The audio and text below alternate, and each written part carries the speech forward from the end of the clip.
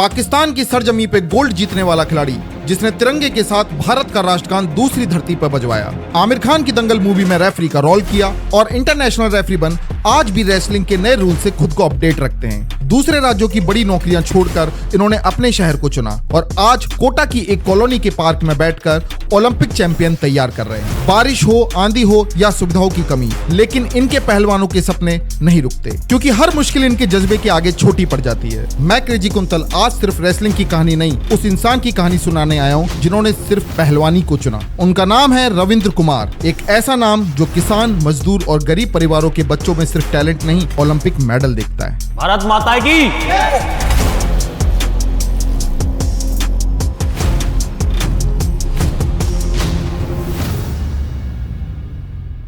मैं रविंद्र कुमार अंतर्राष्ट्रीय पहलवान और 12 साल की उम्र में मैंने राष्ट्रीय स्तर पर स्वर्ण पदक जीता। उसके बाद 16 साल की उम्र में मैंने इंडिया का रिप्रेजेंट किया ईरान के अंदर, और उसके बाद सीनियर में आने के बाद 2002 के अंदर मैंने जो ओलंपिक के डबल मेडलिस्ट सुशील कुमार है, वर्ल्ड चैंपियन है, उनको मैंने पराजित किया सीनियर नेशनल के अंदर, निडानी के अंदर, हरियाणा के अंदर। और उसके बाद मैंने सेफ खेलों के अंदर भारत को पाकिस्तान की ज़मीन पर ही पाकिस्तान के पहलवान को हराकर और स्वर्ण पदक जीता। और वहाँ मैंने राष्ट्रीय गान हिंदुस्तान का बजता है, जिस पहलवान का गोल्ड आता है उसका ही राष्ट्रीय गान बजता है वहाँ पर। तो मैंने वो राष्ट्रीय गान वहाँ पर बजवाया और मेरे को इससे ज़्यादा बड़ी खुशी कुछ नहीं हो सकती कि मैंने वहाँ पे पहलवान को हराकर और वहाँ स्वर्ण पदक जीता, भारत के लिए राष्ट्रीय गान बजवाया। और मेरे राष्ट्रीय लेवल पर 12 गोल्ड मेडल है। ऑल इंडिया रेलवे में 8 गोल्ड हैं, जो कि वहाँ पर सारे इंटरनेशनल पहलवान होते हैं भारतीय रेलवे में। क्वांटिटी कम होती है लेकिन क्वालिटी बहुत ज़्यादा होती है। तो और राष्ट्रपति अवार्ड से सम्मानित हुआ मैं शंकर दयाल शर्मा से, राजस्थान सरकार से महाराणा प्रताप अवार्ड सम्मानित हुआ, राजस्थान कुमारा खिताब 6 बार जीत रखा मैंने। और मैं आगे जो में जो कमियां रही है, जहाँ ओलंपिक तक नहीं पहुंच पाया, मैं चाहता हूं कि इन बच्चों को वहां तक पहुंचाऊं और मैं अंतिम सांस तक पीछा नहीं छोड़ूंगा, चाहे मेरे को सुविधा मिले या ना मिले। आपने सनी देओल का हैंडपंप उखाड़ने पर इतना जो माहौल बनाया था, आज मैं एक ऐसे प्लेयर के साथ बैठा हूं जिन्होंने पाकिस्तान की सरजमी पर देश का राष्ट्रगान बजवाया है। सर, मैं जानना चाहूँगा, इंडिया के स्टार रेसलर सुशील कुमार जो 2 बार ओलंपिक मेडलिस्ट रह चुके हैं, आपने उन्हें भी हराया है? हाँ सर, सीनियर नेशनल में मैंने 2002 के अंदर उनको पराजित किया था। ओके। और एक तरफा पराजित किया था 4-9 के स्कोर से। क्या बात है। तो हमें वो क्वालिटी थी, ओलंपिक जाने लायक क्वालिटी थी, लेकिन हमारे पीछे कुछ साधन सुविधा की कमी रहने के कारण हम वहाँ तक नहीं पहुँच पाए। और सुशील कुमार को मैंने सीनियर नेशनल में हराया था। क्या बात है सर। और मेरे नेशनल के 12 गोल्ड हैं। ऑल इंडिया रेलवे, जो कि उसमें सारे इंटरनेशनल होते हैं, क्वांटिटी कम होती है, क्वालिटी बहुत ज़्यादा होती है, तो उसमें मैंने 8 गोल्ड मेडल भारतीय रेलवे में जीते हैं। और राष्ट्रपति से भी सम्मानित हुआ हूँ मैं, शंकर दयाल शर्मा से। और राजस्थान का जो सर्वश्रेष्ठ पुरस्कार होता है महाराणा प्रताप अवार्ड, उससे मैं सम्मानित हुआ हूँ। और भारतीय रेलवे की नौकरी करते हुए जब भी मेरे को टाइम मिलता है तो मैं श्री बजरंग सलाम इन पहलवानों के साथ इनको टाइम देता हूँ और इनको प्रैक्टिस कराता हूँ, ताकि हमारा जो आगे का भविष्य है वो अच्छा हो। क्योंकि रेसलिंग ऐसा गेम है, हर चीज़ से दूर रहता है, नशे पत्ते से। क्योंकि बच्चे सुबह शाम यहाँ जाते हैं, और जो बच्चे होते हैं जो यहाँ नहीं आते, वो या तो पान की दुकान पे खड़े रहते हैं या कहीं चौराहे पे खड़े रहते हैं। तो वो यहाँ पर आके अपना शरीर बनाते हैं। अगर पहलवान भी नहीं बने तो अपना शरीर स्वस्थ रख सकते हैं। सही बात है। सर, आपके पिताजी भी रेसलर थे? हाँ, हमारे पिताजी को रेसलिंग का शौक भी था, थोड़ा बहुत उन्होंने रेसलिंग भी किया है। जो रेवेन्यू डिपार्टमेंट के जो टूर्नामेंट होते हैं राष्ट्रीय लेवल के, उसमें उन्होंने स्वर्ण पदक जीता था। अच्छा, तो आपका सर बचपन पे क्या इम्पैक्ट रहा आपका? यानी आपने बताया था मुझे कि 12 साल की उम्र में आपने अपना पहला गोल्ड मेडल जीत लिया था, तो थोड़ा सा उसके बारे में बताओ और अपने पिताजी की जर्नी के बारे में बताओ कि आप कैसे गेम में आए। हमारे पिताजी यहाँ पर पहले पटवारी की पद पर थे, फिर उन्होंने जो पटवारी का एग्ज़ाम होता है वो राजस्थान में टॉप किया था। अच्छा। हाँ, तो वो शुरू से स्पोर्ट्स से जुड़े हुए थे, और उन्होंने भी रेसलिंग के अंदर रेवेन्यू डिपार्टमेंट के अंदर नेशनल के ऊपर स्वर्ण पदक जीता। और उन्होंने मेरे को बचपन से ही 8 साल का था जब से मेरे को रेसलिंग में लगा दिया था। ओके। हाँ, तो उन्होंने जो रेसलिंग में मेरे को लगाया, तो 12 साल की उम्र में एक प्रतिभा खोज प्रतियोगिता होती थी जो भारतीय खेल प्राधिकरण कराता था। अच्छा। उसके अंदर मैंने स्वर्ण पदक जीता था। और ये सन कौन सा होगा उस टाइम? ईयर? ये ईयर था मेरे ख्याल में 88। क्या बात है सर। फिर सर, आपकी एक पाकिस्तान वाली कहानी है, वो मैं सुनना चाहता हूँ। एक टाइम पे वो आप नेशनल हीरो रहे हो, उसके बारे में मुझे थोड़ा बताओ। पाकिस्तान जब 2004 के अंदर सेफ गेम्स हुए थे, हाँ, उसमें मैंने इंडिया को रिप्रेजेंट करते हुए 55 किलोग्राम पर 57 किलोग्राम वर्ग में हाँ। हिंदुस्तान को स्वर्ण पदक दिलाया था, और पाकिस्तान के पहलवान के साथ ही मेरी फाइनल कुश्ती थी।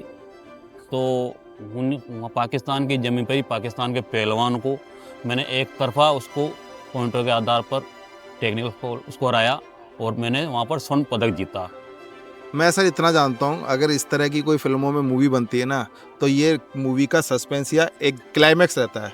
कैसी फीलिंग रही होगी पाकिस्तान की सरजमी पे पाकिस्तान के प्लेयर को हरा के? आप तो नेशनल हीरो बन गए होंगे इंडिया के, यानी पाकिस्तान के मैच को हरा, इंडिया का मैच होता है, क्या माहौल बनता है उस टाइम? तो आप एक इकलौते हीरो रहे होंगे, कैसी फीलिंग थी सर वो? सर पाकिस्तान की जमीन पे पाकिस्तान के पहलवान को हरा के मेरे में इतनी खुशी थी कि मतलब मेरे आंखों से आंसू आ गए थे, क्योंकि वहाँ पर जब स्वर्ण पदक आता है तो वहाँ अपने देश का राष्ट्रीय गान बजता है, और हाँ। पाकिस्तान की जमीन पर हिंदुस्तान का जो राष्ट्रीय गान बजा और अपना तिरंगा सबसे ऊपर गया, तो उससे मेरे को बहुत ही खुशी महसूस, और मेरी खुशी के आंसू मेरे आंखों में आ गए। 2004 में सैफ गेम्स में गोल्ड मेडल पाने के बाद आपके पास गवर्नमेंट जॉब के ऑप्शन आ गए थे? नहीं, मैं गवर्नमेंट जॉब पे था उस टाइम। ऑलरेडी गवर्नमेंट जॉब पे थे? भारतीय रेलवे में। तो आपने भारतीय रेलवे को क्यों ही चुना? क्योंकि मेरे हिसाब से उस टाइम आपके पास और भी अदर जॉब के ऑप्शंस रहे होंगे। हाँ, मेरे पास पुलिस के भी ऑप्शन थे, अच्छा। आर्मी के ऑप्शन थे, लेकिन मैंने भारतीय रेल को इसलिए चुना क्योंकि मैं भारतीय रेल के हर जगह से गुजरती है। अच्छा।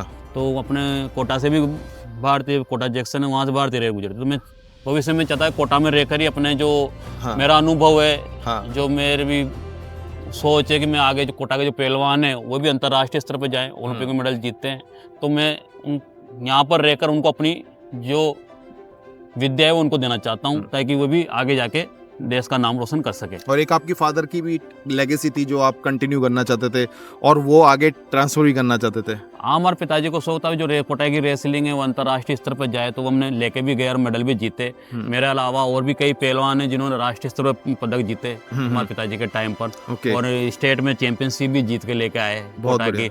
लेकिन अभी थोड़ी कोटा की कुछ थोड़ी बहुत पीछे चल रही है, क्योंकि कोई आप देख रहे हो यहाँ हर जगह साधन सुविधाएं सब हो रहे हैं, लेकिन अपना जो इस अखाड़े के हर साल कम से कम 10-12 मेडल स्टेट में आते हैं और नेशनल में आते हैं। ओके। हाँ, तो उसके बावजूद भी हमें सुविधाओं का नहीं मिल पा रही है, तो सुविधा अगर हमें मिल जाए तो हम और भी अच्छा कर सकते हैं। अब इससे बड़ा क्या एग्जाम्पल हो सकता है? हम इस वीडियो को, या डॉक्यूमेंट्री जिसे भी हम कह सकते हैं, इस डॉक्यूमेंट्री को जो हम शूट कर रहे हैं, हम एक पार्क में बैठ के शूट कर रहे हैं, जमीन पे बैठ के ऑलमोस्ट, और वहीं पे हमने ये अपनी मैटिंग लगा रखी है।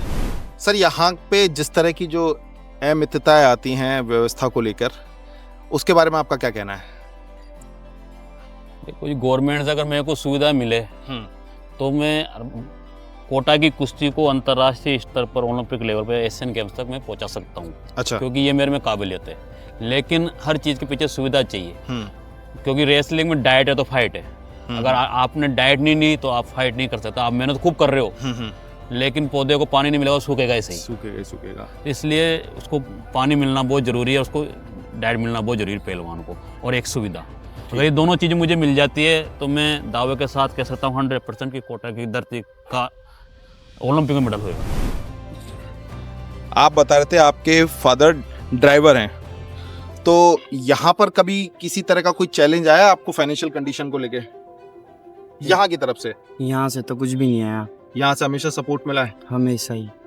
जब यहाँ प्रैक्टिस करते हो तो ऐसा नहीं लगता कि यार कि और कुछ सुविधाएं होनी चाहिए कि जिस लेवल पे आप अचीव कर रहे हो? आपने अभी बताया था मेरे को कि कितने मेडल लिए हैं आपने? मैं नेशनल में 3 मेडल है। नेशनल में 3 मेडल है। 7 बार नेशनल पार्टिसिपेट है। 7 बार नेशनल पार्टिसिपेटेड हो, उसमें आपके 3 मेडल भी हैं। और स्टेट में? स्टेट में 7 ही मेडल है। स्टेट में भी 7 मेडल हैं आपके। तो फिर तो कभी ऐसा महसूस नहीं होता कि कुछ सुविधाएं और होती है आपके पास तो शायद और बेहतर कर पाते? हाँ, बारिश में दिक्कत आती है, एक होल होना चाहिए, या धूप आती है सुबह, बहुत मतलब दिक्कत है, फिर भी गुरुजी के सपोर्ट से हम करते हैं। यहाँ कितना बदलाव आया है आप, मैं सबसे पूछना चाहूंगा, जब यहाँ आप ट्रेनिंग कर रहे हो, आप आना आगे, कितना बदलाव महसूस करते हो यहाँ पे आने से? मतलब यहाँ पे आने से बहुत बढ़िया है, प्रैक्टिस है गुरुजी के, उसमें गुरुजी के आशीर्वाद से आज राष्ट्रीय स्तर पे बहुत बार जा चुके हैं। अच्छा। हाँ। डाइट मैनेज कर पाते हो आप अपनी? डाइट मैनेज नहीं कर पाते, यहाँ से जाते ही न दूध न कुछ, सीधा खाना। यानी कि सिर्फ रोटी खाकर आप कुश्तियां लड़ रहे हो, तो बड़ी विडंबना है सर ये तो। सर मैंने कहा था आपको डाइट है तो फाइट है। अगर पौधे को पानी डालोगे तो हरा भरा रहेगा, पानी नहीं डालो तो सूख जाएगा। चाहे मेहनत कितनी कर ले, कोई काम की मेहनत नहीं है। अब लेकिन बच्चों में मेहनत से पीछे नहीं हटते हैं ये। हाँ, ये तो मैंने देख लिया, कितना करा लो आप, ये तो मैंने देख लिया सर। कल बारिश में एलन का जो नवीन जी मेश्वरी सर है, वो हमें समय समय पर आशीर्वाद देते हैं और सब उनको सपोर्ट करते रहते हैं। और जब भी हमारे बच्चों के मेडल आता है, मैं उन बच्चों को लेके जाता हूँ, वो बहुत अति प्रसन्न होते हैं। प्रसन्न होकर उन्होंने हमको ये मेट के लिए थोड़ी बहुत योगदान राशि हमको दी थी, 2.5 लाख के आसपास, क्योंकि मेट बहुत महंगा आता है, 5-7 लाख का मेट आता है। ओके, तो उन्होंने जो हमें स्टार्टिंग मतलब उन्होंने किया, तो उस हिसाब से उनको देख के फिर बाकी लोगों को भी, रणजीत सिद्धू थे, उन्होंने भी उसमें 1 लाख का सपोर्ट किया। बहुत बढ़िया। अपने बलतेज सिंह बराड़े स्टेशन पर, उन्होंने भी हमको 1 लाख का सपोर्ट किया। और अपने विवेक राजवंशी जी है, उन्होंने भी हमको 1 लाख का सपोर्ट किया। ऐसे कर कुरा के हम इस मेट को ये आप 5 से 6 लाख की जो है मैटिंग की कॉस्ट की है, हाँ 5 से 7 लाख की कॉस्ट है, वो हर आदमी नहीं उपलब्ध करा सकता। इसलिए मैंने जन सहयोग से अपने उनसे ये मेट यहाँ पर मंगवाया, उसी की देने के आज ये बच्चों का मेडल आ रहा है। अगर मेट नहीं होता तो कहीं भी मेडल नहीं आता। देखो मैं ये बात बड़ी ऑनेस्टली कहना चाहूँगा, आप लोग कहीं सोचें कि भाई मैं टीचर हूँ इसलिए मैं कोचिंग कम्युनिटी का सपोर्ट कर रहा हूँ, मगर ऐसा नहीं है। एलन की ये मुझे हमेशा खूबी लगी है कि पढ़ाई में चलो जो भी है सब अपना अच्छा कर ही रहे हैं, नो डाउट एलन बहुत अच्छा कर रहा है, मगर इसके अलावा मैंने हमेशा नोटिस किया है कि एलन अदर एक्टिविटीज़ में ही बहुत आगे रहता है। जैसे कई बार आप देखते हो, मैं खुद एक बार मजदूर वाली मैंने रोल किया था, तो वहाँ पर एलन की जर्सी पहने हुए कई लोग बैठे हुए थे, तो लोगों ने उस पर ट्रोल भी किया कि यार देखो एलन की टी शर्ट पहन के मजदूर बैठे हुए हैं। मगर रियलिटी ये है कि एलन ऐसी जैकेट्स, ऐसी टी शर्ट गरीबों में कई बार डिस्ट्रीब्यूट करता है, साल में गरीबों में, खासकर सर्दियों के टाइम पे अपनी जैकेट्स को डिस्ट्रीब्यूट करते हैं, जिससे जो बच्चे लोग बाग हैं उनको ठंड ना लगे। अब यहाँ पर भी आप देख सकते हो, नवीन सर की, जैसे सर ने बताया, नवीन सर ने यहाँ पे डोनेट किया, और एक बार जब एलन इनिशिएट कर देता तो बाकी लोग भी खुलकर आए और ये कर पाए। बट अब मैं और रिक्वेस्ट करना चाहूँगा एजुकेशन इंडस्ट्री या एजुकेशन से रिलेटेड जो भी लोग हैं, अगर आप इसमें सर की हेल्प कर सकते हैं, क्योंकि यहाँ पर हम अपने या किसी निजी स्वार्थ की बात नहीं कर रहे, ये बच्चों की ज़रूरत है। एक इनके फादर हैं जो ड्राइवर हैं और फिर भी ये मेहनत कर रहा है बच्चा, डाइट का बहुत इशू है, फिर भी इसने नेशनल लेवल पे 3 मेडल मारे हैं और 7 बार पार्टिसिपेट कर चुका है, और स्टेट लेवल पे तो कितना, यहाँ पे भी नेशनल पे कितनी बार, कितने बच्चे हैं, एक बार हाथ खड़े करना, जो नेशनल में खेल चुके हैं, पार्टिसिपेट कर चुके हैं, और स्टेट में मेडल कितने बच्चों के आ चुके हैं अब तक? दिव्या, लक्षिता, प्रिया, ये 3 यहाँ पर फीमेल रेसलर हैं। इनकी खासियत सुनो, इस गुड़िया की क्लास 12th में 83% है, और नेशनल लेवल पे भी आप खेल चुके हो, मेडल पार्टिसिपेट कर चुके हो। स्टेट लेवल पे कितने मेडल हैं आपके? 8-9 लेवल। तो क्लास 12 में कितनी परसेंट है आपकी? 83% है। और कितने मेडल अब तक आप जीत चुके हो? 9 मेडल स्टेट में। 9 मेडल इनके हैं, नेशनल लेवल में पार्टिसिपेट कर चुकी हैं, क्लास 12 में 83% है। इससे ज़्यादा क्या चाहिए आपको? ऐसे ग्राउंड से आपने बेटा अभी स्टार्ट ही किया, आई थिंक अभी 1 साल भी नहीं हुआ है, डेडिकेशन है, और सबसे बड़ी बात बिजनेस फैमिली से आती हैं, और इस लाइन में मैं पहली बार देख रहा हूँ कि बिजनेस फैमिली से कोई बच्चा है और रेसलिंग करना चाह रहा है। इन्हें 7-8 साल हो चुके हैं। आपका नाम दिव्या है, आपने कितने मेडल अब तक जीत लिए हैं? 7 मेडल स्टेट में और अभी स्कूली नेशनल में ब्रॉन्ज में। एक तरह से मैं बोल सकता हूँ तीनों ही यानी बिजनेस फैमिली बैकग्राउंड से आते हैं आपके फादर, और फिर भी रेसलिंग में इतना अच्छा कर रहे हैं। आपको क्या लगता है कि क्या सुविधाएं और हो सकती हैं जिससे हम अच्छा कर सकते हैं? हमें एक मैट होल चाहिए। ये माइक थोड़ा सा ऊपर। मैट होल चाहिए, अच्छा, और हमारे पास कोच तो इतने अच्छे हैं। हाँ, मैट होल अच्छा होगा तो हम और आगे जा सकते हैं इसके बेस पर। अच्छा, आप क्या कहना चाहोगे? माइक दे देना। मैट होल होना चाहिए, वेट ट्रेनिंग का सामान होना चाहिए। यहाँ पे सब बच्चे नेशनल मेडलिस्ट हैं, सब अच्छा करते हैं। अभी इतनी कम सुविधा होने के बाद भी सब बच्चे बहुत अच्छा कर रहे हैं, तब भी नेशनल मेडल निकाल रहे हैं। अगर आगे जाके बच्चों को और भी सुविधा मिलेगी तो वो इंटरनेशनल, ओलंपिक सब खेल पाएंगे।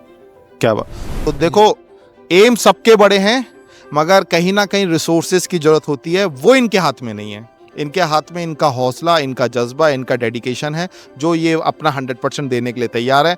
मगर उस जज्बे को कंप्लीट करने के लिए, उस मुकाम तक पहुंचने के लिए बहुत से रिसोर्सेज की ज़रूरत पड़ेगी, जो सिर्फ़ और सिर्फ हम जैसा सिस्टम, हमारे जैसे लोगों का सिस्टम। मैं क्या कर सकता हूं, मैं इस वीडियो को उन लोगों तक पहुंचाने की कोशिश करूंगा जो शायद इनके जो रिक्वायरमेंट है, जो इनकी ज़रूरत है, उसको पूरा कर सकते हैं। आप क्या कर सकते हो कि इस वीडियो को ऐसे लोगों तक, मेरे जहां तक लिंक है मैं पहुंचा रहा हूं, आपके लिंक शायद मेरे से बहुत अच्छे हो सकते हैं, तो इस वीडियो को जहां तक पहुंचा सकते हो आप पहुंचाएं। सर फाइनली आप क्या कहना चाहोगे? मैं अभी इसी बजरंग व्यायामशाला से सीनियर जो कैंप लगा हुआ है एशियन गेम्स का, उसके अंदर यहाँ व्यायामशाला से अविनाश चौधरी 86 kg में अभी पूरे इंडिया कैंप में है। तो ये हमारे कोटा के लिए और राजस्थान के लिए बहुत गर्व की बात है। और एक अपने वाइब्रेंट एकेडमी के सर थे महेंद्र सिंह जी चौहान, उन्होंने भी हमें काफ़ी हेल्प किया और यहाँ पर एक बड़े लेवल का टूर्नामेंट पहली बार हिस्ट्री में कोटा के अंदर जो रेसलिंग का टूर्नामेंट हुआ नेशनल का, पहली बार हुआ था वो अंडर 15 का, वो उन्होंने यहाँ पर करवाया 2018 में 18 के अंदर। तो वहाँ पर इस कोटा की धरती के भी कई मेडल आए थे। तो महेंद्र सर का भी मैं धन्यवाद करना चाहूँगा। और उन्होंने एक बच्चे को हमारे गोद भी ले रखा है, बहुत बढ़िया। वो हर्षित है हमारा, वो अभी स्टेट में के अंदर स्वर्ण पदक जीत चुका है और उससे मैं 2024 के ओलंपिक तक की हमको आशा है।